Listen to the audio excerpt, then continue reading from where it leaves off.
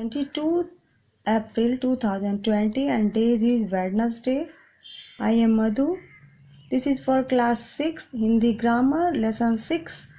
बच्चों, आज मैं तुम्हें कारक पद के बारे में बताऊंगी, जिसे इंग्लिश में केस भी कहते हैं। संज्ञा या सर्वनाम के जिस रूप से उसका संबंध वाक्य की क्रिया या अन्य शब्दों से ज्ञात हो वह कारक कहलाता है। बच्चों, यह कारक की परिभाषा है। कारक के 8 भेद होते हैं जो निम्नलिखित है। मैंने कारक और विभक्ति चिन्हों को अलग अलग करके लिखी हूँ, जिसे मैं पढ़ के बताती हूँ। पहला है कर्ता कारक, जिसका विभक्ति चिन्ह है ने।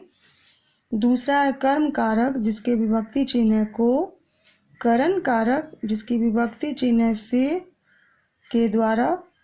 संप्रदान कारक, विभक्ति चिन्ह को के लिए। अपादान कारक, जिसकी विभक्ति चिन्ह से अलग होने के लिए इसका उपयोग किया जाता है। संबंध कारक, विभक्ति चिन्ह का की रा री रे। अधिकरण कारक, जिसकी विभक्ति चिन्ह में पर। और संबोधन कारक, जिसकी विभक्ति चिन्ह हे और अरे। तो बच्चों, पहले मैंने कारक की परिभाषा बताया, फिर कारक के 8 भेद होते हैं, उनके नाम और उनकी विभक्ति चिन्हों को मैंने अलग अलग करके बताया। अब इनकी परिभाषाओं को लिखकर और उनके भेदों को लिखकर, उनकी विभक्ति चिन्हों को लिखकर याद करना है और लिखना भी है। अब मैं तुम्हें कारक के जो 8 भेद हैं उनके बारे में, उनकी परिभाषाओं को उदाहरण सहित बताती हूँ। पहला है कर्ता कारक। कर्ता का अर्थ है काम करने वाला। इसका विभक्ति चिन्ह है ने। कर्ता मीन्स काम, जिस पे काम का असर होता है उसे कर्ता कारक कहते हैं। जैसे मधुर ने चित्र बनाया, घोड़े ने घास खाई। इसमें ने हो गया कर्ता कारक का चिन्ह, और मधुर ने गाना गाया तो ये हो गया कर्ता, इसलिए मैंने मधुर ने चित्र बनाया उदाहरण दी हूँ। कर्म कारक, वाक्य में जिस वस्तु या व्यक्ति पर क्रिया का फल पड़े उसे कर्म कारक कहते हैं। जैसे अनुराधा गाना गाती है, गाय बछड़े को दूध पिलाती है। तीसरा है करण कारक, काम करने वाला जिस साधन से काम करता है उसे करण कारक कहते हैं। जैसे मैं साइकिल से आई, राम के द्वारा खाना भिजवा दो। इसमें साधन हुआ साइकिल और काम करने वाला हो गई मैं। दूसरा है राम के द्वारा, हो गया साधन, द्वारा हो गया साधन और काम करने वाला हो गया राम, तो हो गया करण कारक। चौथा है संप्रदान कारक, जिसके लिए क्रिया की जाए उसका बोध कराने वाले शब्द संप्रदान कारक कहलाते हैं।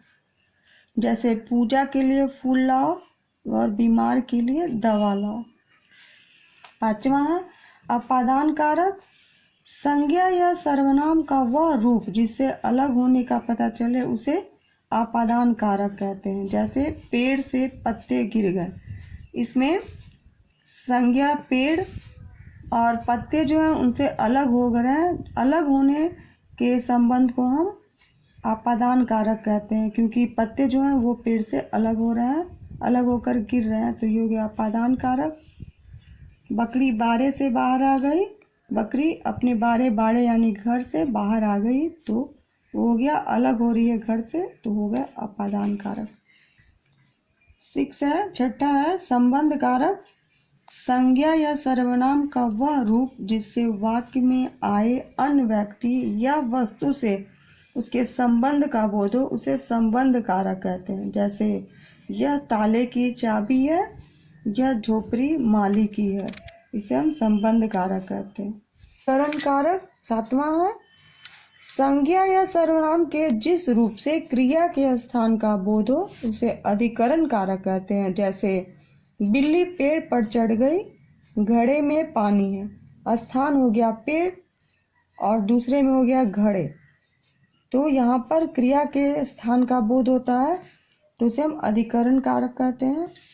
संबोधन कारक, संज्ञा या सर्वनाम के जिस रूप से किसी को पुकारने का पता चले उसे संबोधन कारक कहते हैं। जैसे हे और अरे, हमने हे का प्रयोग हे प्रभु और अरे रमाशंकर, ये हम लोग संबोधन करके किसी को पुकार रहे हैं तो उसे हम संबोधक कारक कहते हैं। बच्चों, इस पाठ में मैंने तुम्हें कारक के बारे में पढ़ा है। कारक किसे कहते हैं, कारक के कितने भेद होते हैं और उन भेदों को विस्तार पूर्वक लिखकर उनके उदाहरण सहित मैंने बताया है। अब जो भी चीज़ तुम्हें समझ में नहीं आ रही हो उसे मेरे से पूछने का कष्ट करना और इसे हिंदी व्याकरण की पुस्तिका में सुंदर अक्षरों में लिखकर याद भी करना। ज़्यादा समय बर्बाद नहीं करना है, पढ़ाई पर ध्यान देना है, खेलना कूदना भी है, साथ में पढ़ाई भी करना है। Thank you, have a nice day.